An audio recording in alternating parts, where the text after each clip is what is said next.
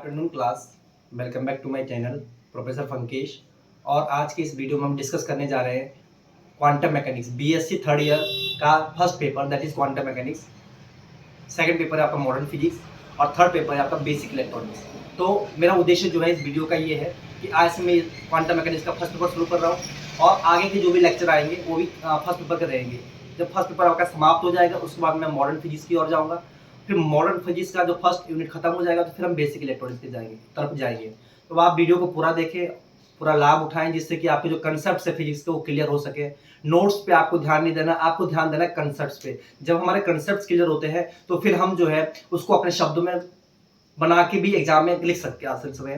तो जिन्होंने अभी तक चैनल को सब्सक्राइब नहीं किया, चैनल को सब्सक्राइब कर लें, नोटिफिकेशन ऑन कर लें, जिससे कि आप तक जो है जब भी मेरा नया वीडियो अपलोड हो आप तो तुरंत नोटिफिकेशन पहुंचाएं और तुरंत आप उस वीडियो का जो है बेनिफिट उठा सके। और ज़्यादा से ज़्यादा वीडियो जो है आप अपने फ्रेंड्स, किसी और कॉलेज में पढ़ रहे हैं या इसी कोटदार कॉलेज में पढ़ रहे हैं, उनसे भी शेयर कीजिए, जिससे कि ज़्यादा से ज़्यादा बच्चों को बेनिफिट इसका हो सके। तो आज का हमारा टॉपिक है origin of quantum mechanics. Origin,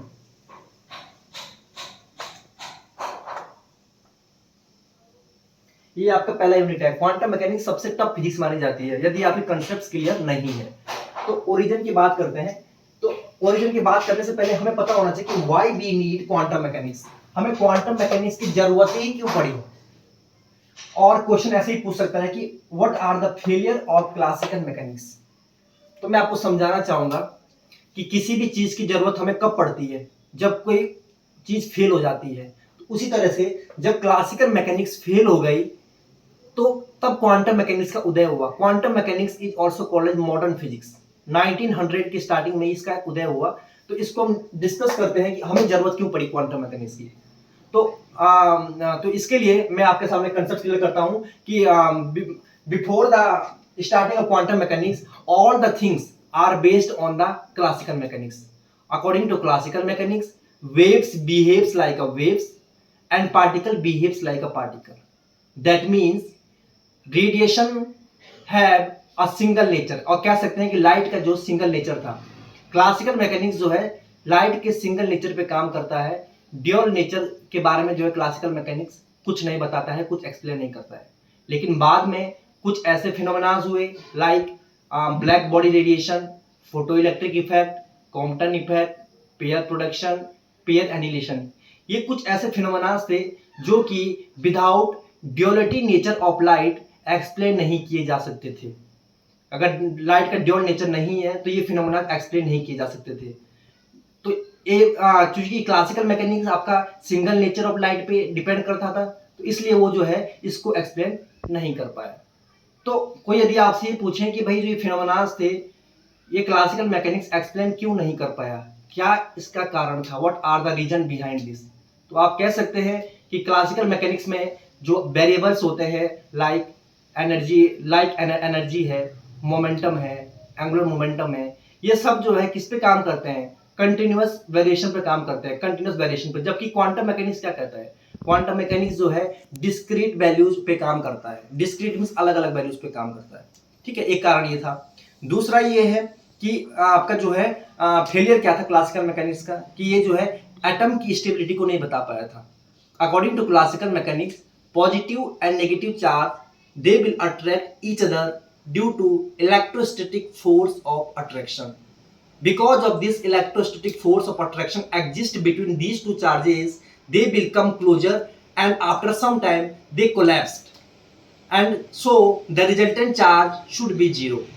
That is, no atom should be exist, and if the atoms not exist, then this universe। इसको हम यहाँ समझते हैं, सपोज एक एटम ये है, एक एटम ये है आपका, ठीक है, ये पॉजिटिव चार्ज है, नेगेटिव चार्ज है, ये दोनों जो है एक दूसरे को अट्रैक्ट करेंगे, किसके कारण, इलेक्ट्रोस्टैटिक फोर्स ऑफ अट्रैक्शन के कारण। इलेक्ट्रोस्टैटिक फोर्स ऑफ अट्रैक्शन के कारण एक दूसरे के क्लोज आएंगे, इस तरह से एक क्लोज आ जाएंगे, और क्लोज आने के बाद एक दूसरे को कोलैप्स कर देंगे, मींस खत्म कर देंगे। यदि ये दोनों चार्ज खत्म हो गए तो रिजल्टेंट चार्ज जो है हमारा जीरो हो जाएगा। यदि रिजल्टेंट चार्ज जीरो हो गया तो इसका मतलब कोई भी एटम एग्जिस्ट नहीं कर रहा है, और यदि कोई भी एटम एग्जिस्ट नहीं कर रहा है मतलब हमारा यूनिवर्स एग्जिस्ट नहीं कर रहा है। तो ये तो पॉसिबल हो नहीं सकता ना। अगर एटम ही एग्जिस्ट नहीं करेगा तो यूनिवर्स कहां से बनेगा, मैं, आप और सारे पूरा ब्रह्मांड किससे मिलकर बना हुआ है? एटम से। तो इस एटम की जो स्टेबिलिटी थी, इसको जो है क्लासिकल मैकेनिक्स एक्सप्लेन नहीं कर पाया, क्लासिकल मैकेनिक्स यहाँ पे फेल हो गया। दूसरा ये था, क्लासिकल मैकेनिक्स ने जो है सक्सेसफुली हमें ये एक्सप्लेन किया, successfully explain only those objects which are observable and distinguishable. Observable, classical mechanics ने सिर्फ उन्हीं ऑब्जेक्ट्स को एक्सप्लेन किया जिसको हम ऑब्जर्व कर सकते थे और जिसको हम डिस्टिंग्विश कर सकते थे। डिस्टिंग्विश मीन्स जिसके हम डिफरेंशिएट कर सकते थे। एग्जाम्पल के लिए मैं ले लेता हूँ, आपकी कोई कार है, ठीक है, यदि कोई कार है, मान के चलते ऑल्टो है। ऑल्टो क्या है? कार। इस ऑल्टो को मैं ऑब्जर्व कर सकता हूँ ना, ऑब्जर्वेबल है, ऑब्जर्व कर सकते हैं, देख सकते हैं, तो ऑब्जर्वेबल हो गया। और आपको कौन से कलर की ऑल्टो चाहिए?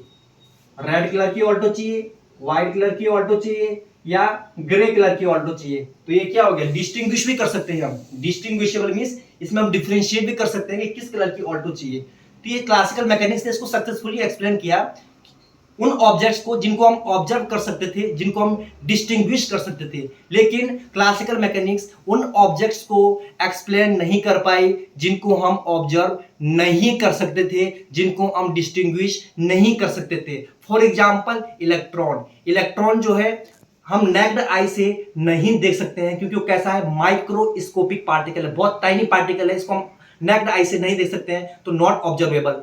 और उसको हम डिस्टिंग्विश भी नहीं कर सकते हैं। तो ऐसे जो ऑब्जेक्ट्स थे, ऐसे जो माइक्रोस्कोपिक ऑब्जेक्ट्स थे, उनको जो है क्लासिकल मैकेनिक्स एक्सप्लेन नहीं कर पाया। इसी तरह से क्लासिकल मैकेनिक्स ने जो है इंटरफेरेंस हो गया, डिफ्रैक्शन हो गया, आपका पोलराइजेशन हो गया, आपका इन फिनोमेना को सक्सेसफुली एक्सप्लेन किया।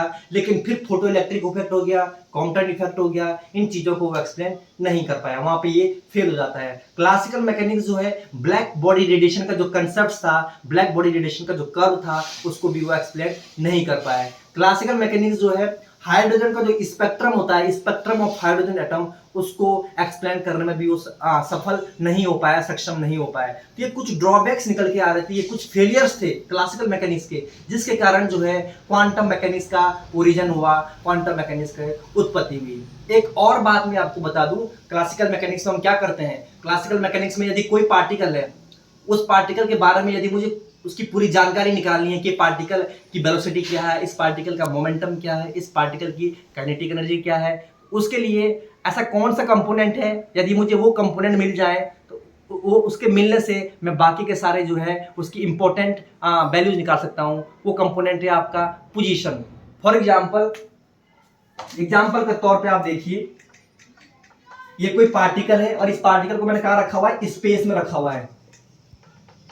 तो क्लासिकल मैकेनिक्स के अनुसार यदि इस पार्टिकल की मुझे पोजीशन पता चल जाए, position means vector R, vector R क्या है?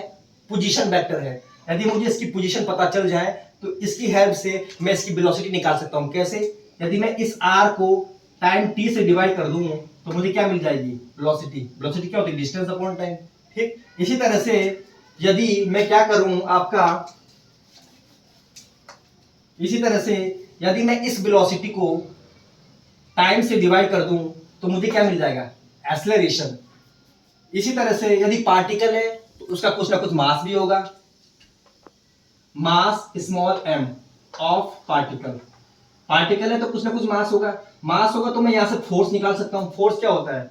Mass into acceleration. मास यहां से मिल गया और एक्सेलरेशन हम निकाल चुके हैं। इसी तरह से मैं इसका मोमेंटम निकाल सकता हूं। मोमेंटम क्या होता है? v is equal to mass यहां से ले लिया, अब वेलोसिटी हमने यहां निकाल रखी है। इसी तरह से मैं उस पार्टिकल की एनर्जी निकाल सकता हूं। Kinetic energy is equal to half mass यहां से ले लिया, अब वेलोसिटी यहां से ले लिया, mv square and so on. कहने का मतलब है क्लासिकल मैकेनिक्स में यदि मुझे पार्टिकल की पोजीशन पता चल जाती है तो पोजीशन के हेल्प से मैं बाकी के सारे कंपोनेंट्स जो उस पार्टिकल की पूरी महत्वपूर्ण जानकारी जो है फाइंड कर सकता हूं। इन सिमिलर वे, उसी प्रकार से क्वांटम मैकेनिक्स में ऐसा कौन सा कंपोनेंट है, ऐसी कौन सी जानकारी है, यदि मुझे पार्टिकल की वो जानकारी मिल जाती है तो उसकी हेल्प से मैं पार्टिकल की पूरी जानकारी, पूरे जो इंपॉर्टेंट डिटेल्स को फाइंड कर सकता हूं। तो वो जानकारी है वेव फंक्शन। यदि क्वांटम मैकेनिक्स में किसी भी पार्टिकल का यदि मुझे वेव फंक्शन को हम डिनोट करते हैं शाई से। Wave function is denoted by शाई, त्रिशूल वाला सिंबल जो है वेव फंक्शन। यदि मुझे क्वांटम मैकेनिक्स में किसी भी पार्टिकल की जानकारी फाइंड करनी है तो उसका यदि मुझे उसका वेव फंक्शन पता चल जाए तो वेव फंक्शन पता चलने से मैं इसको श्रोडिंगर इक्वेशन की हेल्प से बाकी भी जितनी इंपॉर्टेंस जो है उसकी कंपोनेंट्स है वो मैं फाइंड आउट कर सकता हूँ। क्लासिकल मैकेनिक्स में क्या होता है, यदि मुझे पोजीशन पता चल जाए तो मैं बाकी के कंपोनेंट फाइंड कर सकता हूँ। उसी प्रकार से क्वांटम मैकेनिक्स में यदि मुझे किसी पार्टिकल का वेव फंक्शन शाई पता चल जाए तो मैं श्रोडिंगर इक्वेशन की हेल्प से उस पार्टिकल के बारे में सारी जानकारी प्राप्त कर सकता हूँ। तो ये कुछ फेलियर्स थे क्लासिकल मैकेनिक्स के, इसलिए हमें जो है क्वांटम मैकेनिक्स की जरूरत महसूस हुई। अब नेक्स्ट क्वेश्चन पॉज कर दे। तो ये तो अभी हमने बात करी कि किस तरह से जो है क्वांटम मैकेनिक्स का ओरिजिन हुआ, कैसे जो हमारी क्लासिकल मैकेनिक्स थी वो फेल हो गई और कैसे क्वांटम मैकेनिक्स का ओरिजिन हुआ, कैसे क्वांटम मैकेनिक्स का उदय हुआ। क्वांटम मैकेनिक्स को मॉडर्न फिजिक्स भी कहते हैं, आगे जाके अब हम इसको क्वांटम मैकेनिक्स कर रहे हैं। इसी तरह से एक क्वेश्चन एग्जाम में वो ये भी पूछता है कि what is the difference between classical mechanics and quantum mechanics. कहीं यदि आप इंटरव्यू में भी जाते हो या आगे हायर क्लासेस में जाते हो तो वहां भी क्वेश्चन पुट अप होता है कि क्लासिकल मैकेनिक्स और क्वांटम मैकेनिक्स में आखिर अंतर क्या है। तो पहला अंतर तो आपका ये है कि position and momentum can be measured simultaneously, position and momentum can not be measured simultaneously. Classical mechanics में पोजीशन और मोमेंटम जो है उसको हम एक साथ माप सकते हैं, लेकिन क्वांटम मैकेनिक्स में ऐसा नहीं है। क्वांटम मैकेनिक्स में हाइजेनबर्ग अनसर्टेनिटी प्रिंसिपल कहता है कि एक टाइम पे एक ही चीज को मेजर कर सकते हैं, या तो पोजीशन को ही मेजर कर पाएंगे या फिर मोमेंटम को ही मेजर कर पाएंगे, दोनों को साइमल्टेनियसली कांट मेजर। दूसरा डिफरेंस ये है कि बेस्ड ऑन आपकी जो क्लासिकल मैकेनिक्स है वो न्यूटन्स लॉज ऑफ मोशन पे बेस्ड है, जबकि क्वांटम मैकेनिक्स में Schrodinger equation is the base of quantum mechanics. आपकी जो क्लासिकल मैकेनिक्स है इसको हम न्यूटोनियन मैकेनिक्स भी कहते हैं, न्यूटोनियन फिजिक्स भी कहते हैं। क्यों कहते हैं हम इसको न्यूटोनियन फिजिक्स? क्योंकि न्यूटन्स के लॉज इस पे वैलिड होते हैं, जबकि क्वांटम मैकेनिक्स का जो बेस है that is the Schrodinger wave equation. यदि श्रोडिंगर वेव इक्वेशन ना होती क्वांटम मैकेनिक्स में तो क्वांटम मैकेनिक्स की कल्पना करना भी बहुत मुश्किल था। इसी तरह से नेक्स्ट है deals with macroscopic objects like sun, planet, ball etcetera. Classical mechanics deal करता है macroscopic objects. Macro means होता है बड़ा, बड़े बड़े ऑब्जेक्ट, जैसे मैं हूं, आप है, सन है, प्लेनेट है, बॉल है, अलमीरा है, गाड़ी है, जितनी भी ये बड़ी बड़ी मैक्रोस्कोपिक बॉडीज है इनके बारे में जो है क्लासिकल मैकेनिक्स डिस्कस करता है। जबकि क्वांटम मैकेनिक्स में हम माइक्रोस्कोपिक ऑब्जेक्ट के बारे में बात करते हैं। क्वांटम मैकेनिक्स में माइक्रो मींस क्या होता है? छोटा, बिल्कुल माइन्यूट, जिनको हम अपनी नेक्ड आई से नहीं देख सकते हैं। जैसे कि एटम, क्या हम एटम को नेक्ड आई से देख सकते हैं? क्या हम इलेक्ट्रॉन को अपनी नेक्ड आई से देख सकते हैं? क्या फोटोन को नहीं देख सकते?